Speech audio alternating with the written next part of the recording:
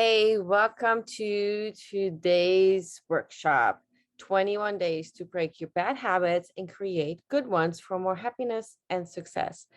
We're going to explore how to identify bad habits and what it takes to turn a bad habit into a good habit that can help us be happier and more productive. As we go through this information, I do suggest that you take some notes about your own bad habits and ideas for what are good habits you would like to add to your day. While I don't give you an exact 21-day schedule, the idea is that it takes 21 days to add a good habit to your repertoire. So I'll give you the basis for the habit breaking plan, but you'll have to follow up on your own 21-day schedule. So when we talk about bad habits, what behaviors come to mind? Do you think about biting your nails or chewing with your mouth open? Those are pretty common, but let's take a little deeper and think about those habits that affect your happiness at home and your productivity at work. Those are the habits that bear examination because they might be holding you back from living your dream life. You'll do some self-examination to determine which habits need breaking, but they might include anything that keeps you away from your family or distracts you from your work. Retail therapy might feel really good in the moment, but how do you feel when those credit card bills arrive? Many experts agree that it takes at least 21 days to form a new habit, give or take a few weeks. So I'm going to give you some strategies for choosing and starting new habits, but it's up to you to commit to at least 21 days for it to take hold. And common sense says that some habits will, of course, take longer than 21 days to break, such as smoking or drinking. So please, please, please be patient with yourself. Can you spare 21 days to commit to a happier you? Take a moment to think about what habits you do on a daily basis, either work-related or personal. Some of the most common personal habits are making coffee or drinking water when you get out of bed and brushing your teeth after breakfast. Every one of us has different habits, those little things that you do without thinking. Habits are learned behaviors and can be categorized as healthy, unhealthy, or even neutral. Exercise daily is a healthy or good habit, while smoking a pack of cigarettes daily is considered unhealthy. The beauty of habits, the way our brains function, is that you can change any habits that are unhealthy. You can also change the neural pathways in the brain to make a healthier habit stronger, which makes it easier to implement this new, stronger habit into your life. But why are habits beneficial? Not having to think about what you do next in your day, either at home or in the office, frees up more brain space to focus on client work or family activities. I actually would bet money that you're much more productive than you think simply because you incorporated habits into your daily life without even realizing it. Creating good habits also gives your brain some downtime in a busy day. If you know instinctively that you make coffee and then make your kids lunch, you can spend some time daydreaming or preparing for your workday ahead. Our brains actually thrive on habitual behavior because it releases serotonin, which is one of those body pleasure hormones. Serotonin helps stabilize our moods, which is why we can get grumpy or feel off kilter when someone or something interrupts our routine, also known as habit. The more you do something, the stronger your brain network of synapses becomes. Our brain really are remarkable. Our expertise at something is determined by how much time we give to practicing and repeating that task over time. For example, when you begin playing the piano, you're likely to stumble across the keyboard, making plenty of mistakes. The more you practice and take lessons, the more easily you're able to play, and the more melodic your music can become because you make less mistakes. If our neuron synapses become stronger, the more we do something, the opposite is also true. Those synapses which are not used often are pruned away and eventually disappear. We alone are responsible for creating strong synapses in our brain. If we perform new habits over and over again, we will improve our brain synapses related to those good habits, while the old habit synapses will eventually disappear. Are you impressed yet with the power you yield? I'm not here to upend your entire life by making huge changes and forcing you to implement dozens of new habits all at once. I'm going to give you some strategies and suggestions for making changes to your habits during the next 21 days, but I don't recommend that you make all the changes at once. Take some time to reflect on what you like to change, ways in which you can make changes that stick, and look forward to how those new habits will serve you in your life and your business. I could probably put money on it that you probably have some habits you've already identified that are keeping you stuck in your life. However, before we dig into those habits, let's explore what your dream life could look like. Almost every day, you'll see on Facebook memes or hear ideas from people about what they would do if they won the lottery today. Some of those ideas might seem crazy, others might seem pretty logical. But my question to you is, why wait for the lottery to have a vision of what your ideal life is going to look like? Why not visualize that vision every day and make choices that help that make a reality? Have you ever seen the memes that talk about creating your perfect life so you never want to take a vacation from it? Well, of course, nothing is ever perfect, but you kind of get the idea. So often we're running like crazy trying to fit in work and family responsibilities that we run ourselves ragged. We count down the days until vacation and then we never want to come home. So let's take a moment and do an exercise. I want you to close your eyes, take a deep breath, and envision what you would do on any given day in your ideal world. Go into the mind space of money not being an issue. You have no financial responsibilities. Think about the geographic location where you're living and what type of home you have. What activities fill your day? Who do you interact with? How do you feel as you go through this exercise and see all of these visions? Life isn't really meant to be stressful or difficult. Stress comes from the decisions we make and from some bad habits that cause us to get stuck. If you often feel like you just can't get out of your own way, maybe it's time to dive into your bad habits. Identifying your bad habits won't happen quickly and certainly won't occur during the course of this video. Just keep in mind that this is an important step in the process. If you're unsure of what's causing the stress or pain, how can you begin to make changes? When you have some quiet time, grab your journal and start reflecting on your daily routines and habits.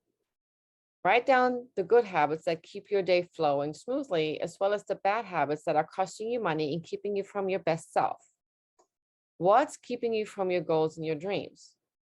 Sometimes seeing a list of habits will help you prioritize which ones to focus on first instead of tackling the entire list at once. And I mean, tackling everything at once is really the best way to overwhelm yourself and add more stress. So, what do you do when your eyes open in the morning? Are you checking your emails or are you on Facebook and getting stuck there for 2 hours? Mark that down in your bad habit column and start to think of other things that would be better way to ease yourself into the day. Maybe instead of grabbing your phone, you could exercise, do some yoga, meditate, or simply write your to-do list for the day. Okay, what about the rest of your day? What time do you actually sit down to do work? Do you get lost in a sea of emails or do you jump into client calls or product creation? Do you have a virtual assistant who can handle the backend administrative tasks of your business? Or are you a solo entrepreneur who's trying to do everything herself? After this journaling exercise, if you still have trouble identifying bad habits throughout your day, try time tracking for the next week. Install a time tracking app on your phone or your computer and track every single thing you do during your workday. Track the time you spend on emails, client calls, social media, and product creation. Don't forget about the time spent talking to your mother or your best friend who call in the middle of your workday, or the time spent sending out invoices or reconciling your books every month. Again, you won't know where to focus your attention if you're unaware of what's taking up your time during the day. Time tracking allows you to spot what is taking priority or not taking priority in your life at the expense of the important things. All right, time to draw the line between how our personal bad habits are affecting our work habits and accomplishments. You are the common denominator between your work and personal life. If you're not reaching your lofty goals at work, you are the only one to blame. And we're going to explain the connection here. Think about exercise. You'll be hard pressed to find an expert anywhere who believes exercise is bad for you. The overwhelming consensus is that exercise is good for you and we should move our body every single day. Lack of exercise leads to being overweight, which leads to other serious health problems, which ultimately can keep you away from work or worse. And yet, on the flip side, daily exercise leads to better overall health, avoiding serious illness in the future, which ultimately leads you to accomplish more in your business. Examine the reasons you procrastinate. Are you avoiding something? Do you have a lack of interest in the task at hand? There's always an underlying reason why you don't want to perform this task, either at work or at home. If you procrastinate at work, you run the chance of missing deadlines or being unprepared for client calls, which ultimately can cause you to lose clients who no longer have faith in your skills. However, if you combat your procrastination habits, you'll find a renewed interest in your work and you'll finish before the deadline, which will boost your self-esteem. Whether you drink too much coffee or eat too much sugar, poor eating habits usually lead to brain fog, difficult making decisions, and energy crashes throughout the day. If you eat a heavy lunch filled with carbohydrates or skip lunch but snack throughout the day on unhealthy snacks, you run the risk of slipping into a carb coma that zaps your energy and focus. On the other hand, if you choose your foods and drinks wisely, you'll have steady energy and blood sugar levels throughout the day, which leads to more productive instead of naps. Do you have set business hours? Or do you allow yourself to chat with your friends throughout the day with no attention to how much time they're taking up? If you take time out of the day to chat instead of work, obviously that leads to having to catch up at the end of the day. Or it may encourage you to push back your own product deadlines, all because you didn't set boundaries with your friends. Instead, treat yourself as a client and tell your friends and family that evenings and weekends are the best time to catch up with you, not during the workday. And if you discover that you're spending more than 1 hour on social media, you might be addicted. You're scrolling aimlessly through your newsfeed, possibly because you're procrastinating. And if you spend too much time on social media, you are taking away time from your clients, which will lead to them feeling neglected and possibly leaving your service. However, if you set a timer and limit your time on social media, you'll have plenty of time to treat each client with a special touch, making them feel like all of your attention is on them, which will then lead to renewing their contracts. Smoking, drinking, and other addictive behavior might be the most obvious bad habits, but they're still worth discussing. How many smoke breaks do you take during the business day? Track the number of times you leave the office along with how long your breaks are. Do you drink during the day? Even a single lunchtime drink can affect your energy level throughout the day. Other addictive behaviors, such as drug use, might take you out of the office and will definitely alter your mind, thereby impacting your productivity and your ability to complete work. I mean, think about it. 8 10-minute smoke breaks equal 80 minutes of unused time in your business day.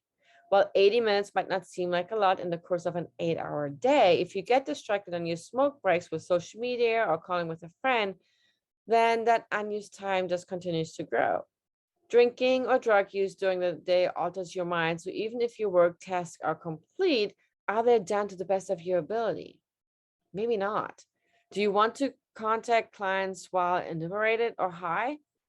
Try as you might to hide your condition from them. You can't control when something will happen to give you away. Then you have the mess of clients wanting their money back and possibly wrecking your reputation with poor reviews. Also, being distracted on the phone too much during family time may not be the best choice. If your phone isn't the most important thing in a room after hours, it's probably time to curb this habit. Your business won't fall apart because you didn't answer an email or a text after business hours.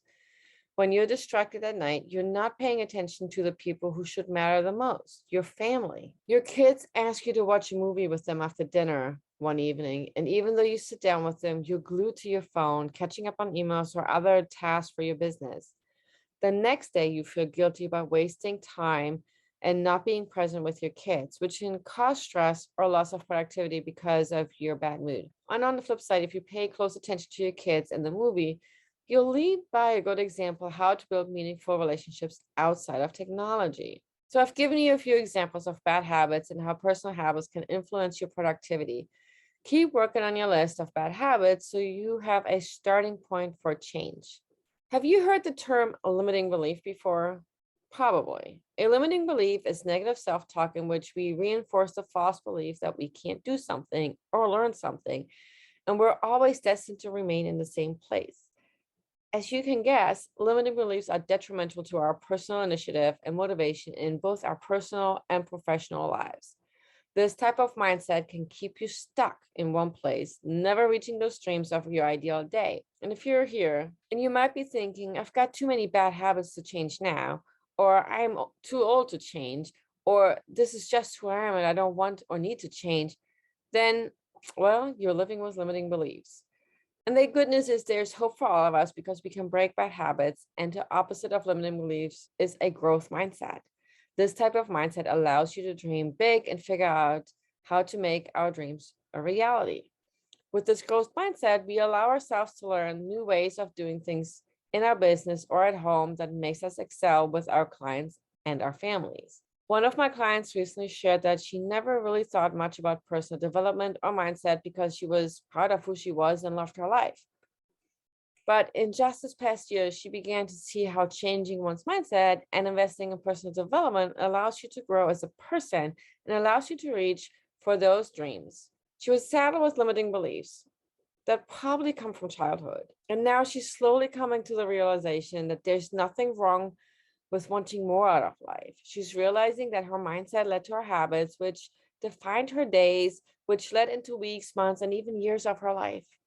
And if you can relate to that, let me help you change those habits so you can achieve those dreams that seem out of reach right now. Don't slide down in the hole of it's too late to change because as long as you're still breathing, there's time to make changes.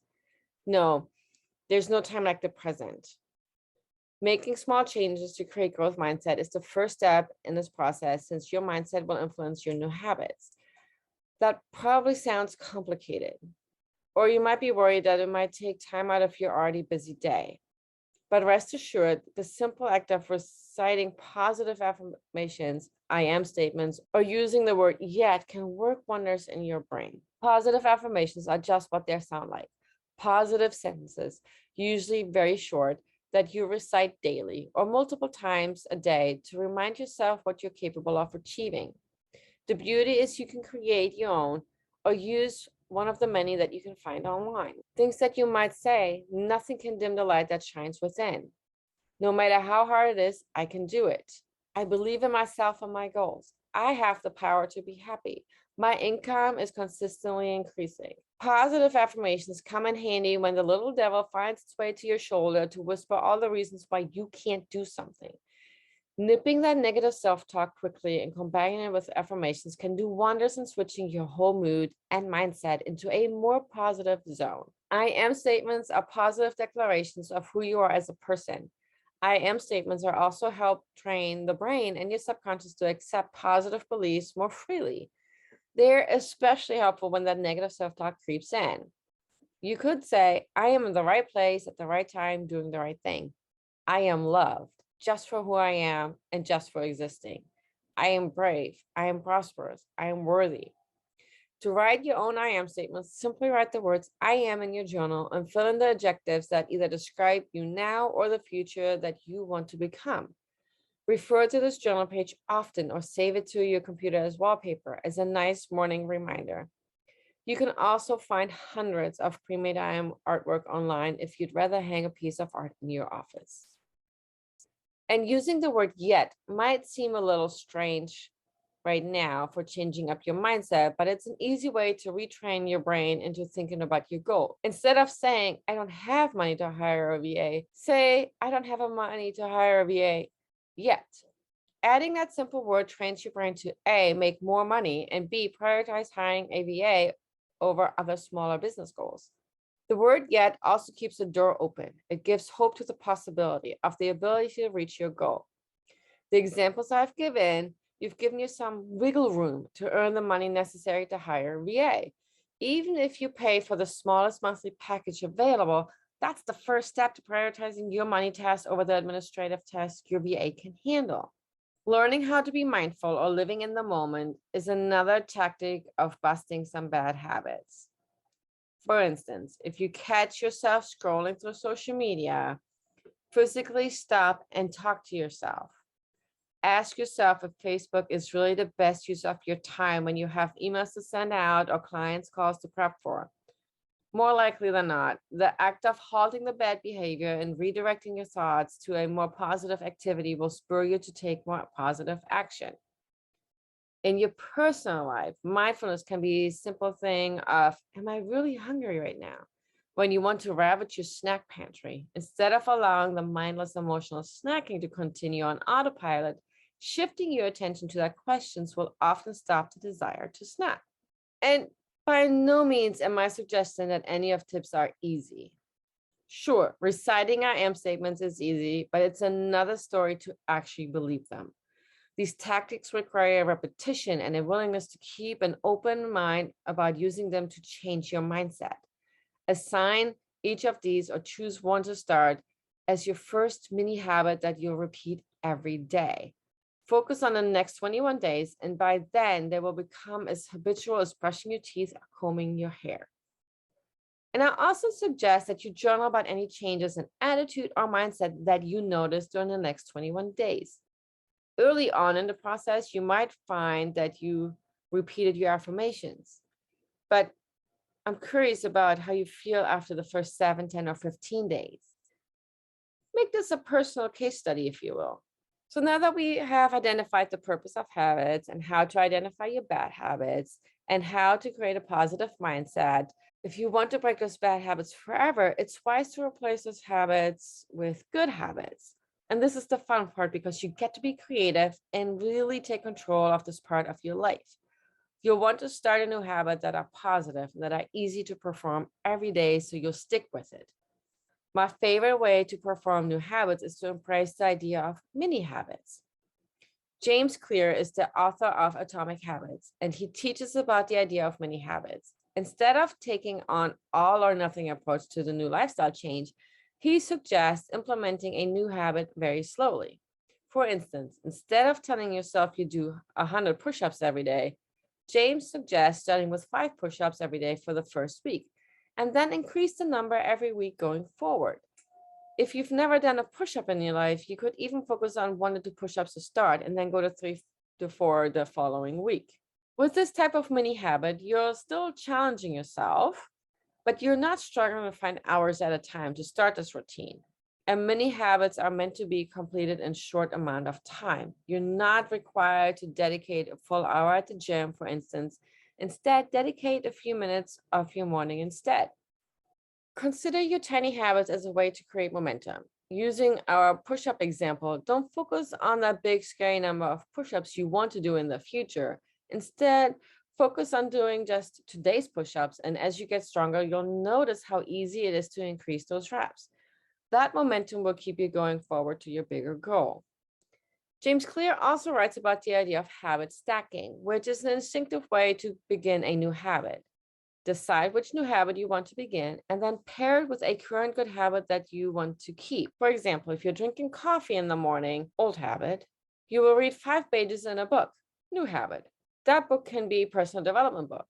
Atomic Habits, for example, your journal, the Bible, or any other genre. It doesn't matter, so as long as the new habit makes you happy. So can you see how this habit stacking works? You're probably already performing the old habit, but instead of reverting to your bad habit, you're consciously choosing to read a book instead, or whatever the new habit is, right? While you drink your coffee, you could start your push-up routine or journal, or while you do list for the day ahead. Consider writing down the new habits you want to begin and how you'll stack them with an older habit. Journaling is a great way to track what you're doing. Go one step further by setting up a morning routine to help your day get started while also kickstarting your new mini habit. A morning routine is very personal and should reflect what you find useful to jumpstart your day instead of simply following someone else's checklist. This is also a good way for you to tie in the mini habit idea.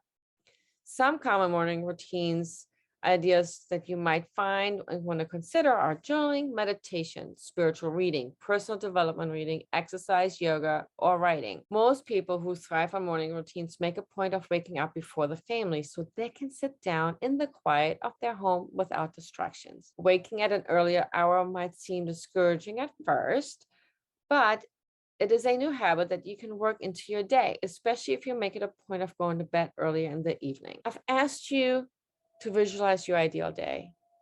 Now that you know the premise of using tiny habits, how can you create that ideal life with small changes every day? What small daily changes would make your business grow and excite you again? What tiny habits would help bring your vision for your life and business out of that dream realm and into reality? Your answers will all be unique and individual, but I hope you can begin to feel excitement brewing at this idea. Keeping a vision for your life and business foremost in your mind will help you make the right decisions to help you grow as a person and to help your business grow as well. If you don't know why you're working so hard in your business, you'll find it more difficult to keep the momentum, no matter how many habits you incorporate. And that same goes for your private life. A vision board is one way to keep your ideal life front and center so you can draw on it anytime you feel unmotivated or drained. The traditional way to creating a vision board includes cutting images from magazines and gluing them onto a piece of poster board, but you can also create a digital vision board where you can copy and paste images from the internet and arrange them in a digital file. Just to note, though, that if you want to showcase your digital vision board on your website or blog, be sure to only choose photos that are free to use in any medium. Otherwise, purchase stock photos and use those instead. Copying and pasting photos from someone's private site without permission is a violation of copyright laws and could get you in trouble. And you might now be wondering, are you wondering what sleep has to do with bad habits? Well, I'm going to share with you. Some years ago, I was a late night television junkie. Turning off the TV before 11 p.m. was just not an option for me, no matter how early I needed to get up in the morning. I needed my TV fix, even though I have DVR that records my favorite shows. One night, I wasn't feeling great. Really felt down and tired, so good sense came over me and I was in bed by 8 p.m. I'll figure I still watch television in my bed, another bad habit. But the next thing I knew, it was 7 in the morning. And luckily, I had the sleep timer on my TV, so it wasn't playing all night. But that was the first time I slept longer than 5 hours in what felt like forever.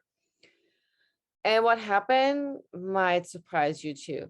I didn't feel like lounging around like normal. I got ready for the day without hitting social media first. Throughout the day, I washed and folded at least 5 loads of laundry, prepped dinner for that same night, and sat down to get some content written for my website. Seriously, this was the most productive I had been in forever. It didn't have my usual brain fog or difficulty focusing, even though I had that washer running nonstop.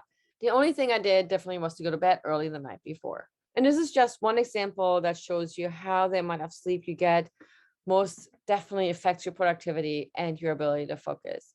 Lack of sleep will also affect your mood, which can make you snap at your coworkers and loved ones. You'll also be prone to grab sugary coffees or sodas for a caffeine boost or two throughout the day instead of reaching for those healthier options. Those sugary drinks might also lead to blood sugar drop, which will affect your focus and productivity even more. And having a good night's sleep can actually motivate you from the moment you wake up. Instead of feeling drained, you'll feel ready to conquer the day. You might feel the raw energy coursing through your body so much that you don't want to sit down to veg out. You'll actually want to be productive and work through your to-do list instead of bemoaning the fact that you haven't won the lottery and still have to work. Experts say adults should get an average of 7 to 9 hours of sleep each night. And that seems like a crazy amount of time. But I know from personal experience, if I don't get at least 8 hours of sleep, I'm no good. And I mean, let's think about those benefits. And it's not just about feeling better physically, but also internally, your entire body and your brain, because it needs that amount of sleep to heal itself and relieve the stress.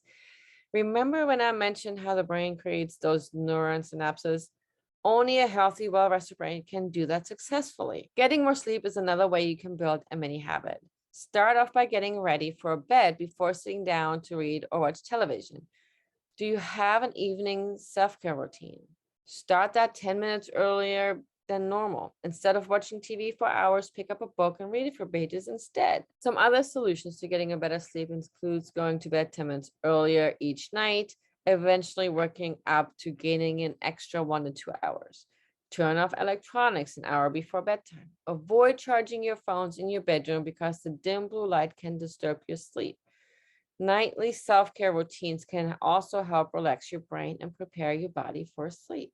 There's also using rewards to motivate yourself, but that can be a double-edged sword because they might work or you might find a way to abuse them. Rewards can also hide the core reason why you're avoiding doing a particular task. And if it's business related, you'd be wise to figure out that core reason instead of hiding it with a reward. Basically, we take action or don't take action because there's a reward associated with it, or it stops a pain that we're having, which is also a reward in itself.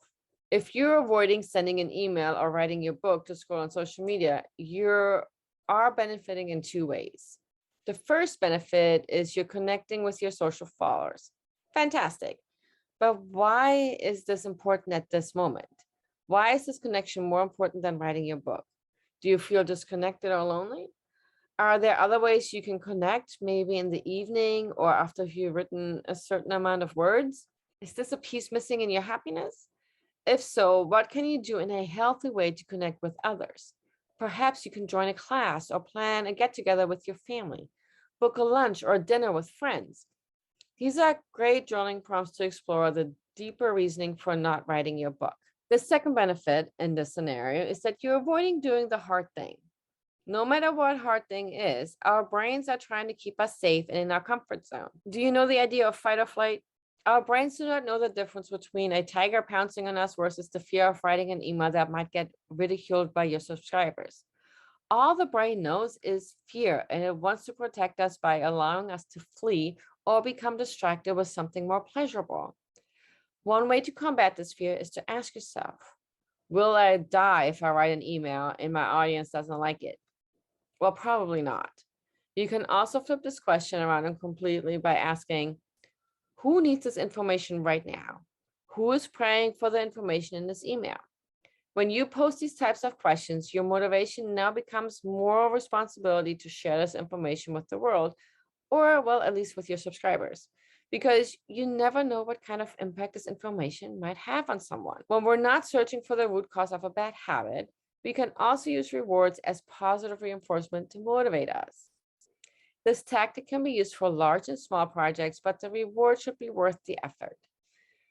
You might decide to use a week's vacation as motivation for finishing your book. Posting a photo of your dream vacation spot in your office acts very similarly to a large vision board. Also, print a picture of who you'll be spending the vacation with. Look at it when you want to switch over to social media and you'll remember the prize. This reward actually solves two problems. It gives the connection you crave with whomever you invite on vacation with. It dangles a motivator when you don't want to continue. When choosing how to reward yourself, pay close attention that you're choosing rewards that are meaningful. Just because your bestie loves going to a day spa doesn't mean that it will be the best reward for you. Some people leave a spa more stressed than when they went in because they're not used to sitting still. And if that describes you, don't be afraid to choose something different. And I also suggest choosing rewards that are large enough to match the effort that goes into writing a book or whatever task you've chosen. Writing 4 hours a day definitely earns a vacation where you would most likely not be motivated to finish your book for a new outfit or a manicure or pedicure. Save those smaller rewards for smaller tasks that aren't quite so intensive as writing a book. Another reward pitfall to avoid is choosing rewards that sabotage your success. Do you really want to reward a significant weight loss with a dinner at a famous steakhouse? Or purchasing a new electronic toy that will only cause more distractions during business hours? Consider modifying those rewards instead, such as choosing a healthier farm-to-table restaurant or limiting your new electronic playtime only during your lunch break. One last point about rewards. Immediate rewards yield an even better productivity result than those where you have to wait to redeem them. Enjoy your favorite chocolate or ordering lunch from your favorite restaurant is more beneficial than having to wait to go shopping for or to go for a spa day appointment. Note that these cannot be equally rewarding, but you may find that you need to push yourself harder and more frequently than if the reward is more immediate. Remember that rewards can also help incentivize your employees or virtual team members to meet deadlines or to simply produce the best work possible. Just because rewards for team members also help to build loyalty because you're showing them how much you appreciate them with the reward. Take time to jot down the rewards in your journal. What will motivate you to keep moving and take important steps in your business? What about it in your personal life? So now that you're ready to examine your habits and practice new habits during the next 21 days, I want to offer you some extra accountability and support where you are able to get personal responses from me within 24 hours, accountability to showing up for your 21-day habit challenge every single day, and everything goes down in a private space. This will give you a space for creative expression, convenience, and flexibility, a written record, courage, maybe some journaling prompts if you need them, intuitive direction. You'll have on-demand access to me for 21 days. You get to work really, really close with me in that space. It is Rebel Kickstart, 21 days. I will pop the link below where you can sign up and then work with me.